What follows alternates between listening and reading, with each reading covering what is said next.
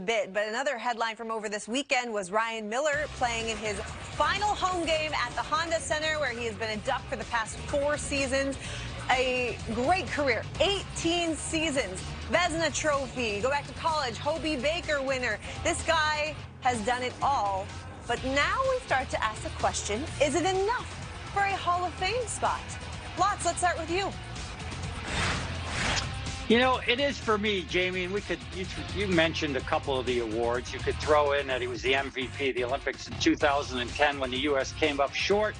Everybody remembers Sidney Crosby scored the golden goal, but boy, was Ryan Miller dominant at that time. 391 career victories.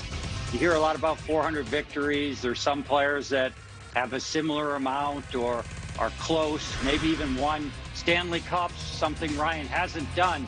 But when I add it all up, first in wins for an American goaltender, the length of the career that he had, the high water marks that he reached in certain seasons, being voted the best at his position, obviously, it's enough for me, in my opinion. I'd be surprised if he doesn't find his way into the Hockey Hall of Fame. I wouldn't be surprised if it's not a first ballot type deal.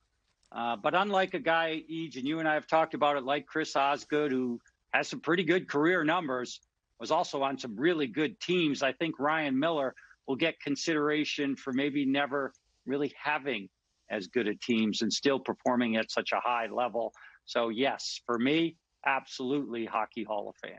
Yeah, I think it's going to be an interesting one, and I think it's very interesting for goalies in general to make the Hall of Fame. I mean, you have Curtis Joseph, for example, with 454 career wins.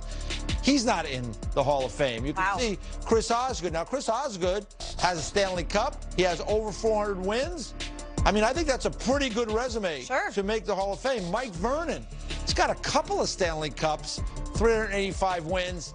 Not in the Hall of Fame. John Van Beesbrook had a terrific career. Andy Moog, same thing, terrific career. And Tom Barrasso, who's not on that list and also not in the Hall of Fame. I mean, he won a Calder Trophy, he's won a Vezina Trophy, and he's won a Stanley Cup with the Pittsburgh Penguins. And boy, for my money, Tom Barrasso was a terrific goaltender during his time in the NHL. He wasn't someone that everybody loved away from the rink, but he was a great goaltender. So it's going to be an interesting debate. I can only tell fans this, that there's not a lot of transparency, let's say, when it comes to the Hockey Hall of Fame voting. There's a committee that gets together, and they meet in Toronto, and they make these decisions. And I would say this, that if there's someone in that room, and I believe it's 18 or 19 members on that committee, if there's someone in that room banging on the table, making the case for Ryan Miller, then I think Ryan Miller will get in the Hall of Fame. Okay. If, however, there's not someone in that room making the strong case for Ryan Miller, then I think it'll be very difficult for him. And the committee kind of changes over time. I don't think I agree with Lotz. Even if he does get in, I don't see him being a first ballot guy by any stretch.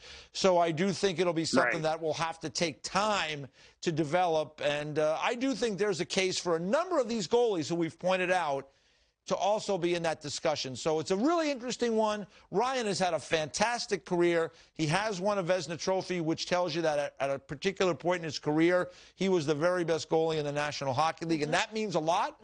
So we will see how it plays out. But he's had a great career, and I wish him nothing but the best, and looking forward to that last start he'll have on the road before the end of the season. I wonder if having any Americans in that committee, or a certain number of Americans in that committee, makes a difference, just because he is first among all U.S. goalies and wins, and we'll see. There's a lot of discussion that can take place, because for the guy in there that's pounding the table for Ryan Miller, there'll be somebody else in that room who thinks Curtis Joseph should be in, or that, you know, any number of other, Chris Osgood should be in. And so then you get that debate within the room. So it'll be interesting to see. But the sad part for those of us in the media and for you viewers at home is that we won't know what goes on in that room, because, and I wish there was more transparency. I've said that many times. I wish there was more transparency in the process. But at the end of the day, one thing is for sure, Ryan Miller's had a great career. He certainly has. 18 seasons, and Anaheim Ducks sent him off. I think he's going to have at least one more start, but it'll be a road start. So they said goodbye to him at the Honda Center in beautiful fashion. And the LA Kings did a nice job congratulating him afterwards. Awesome. It's been really fun.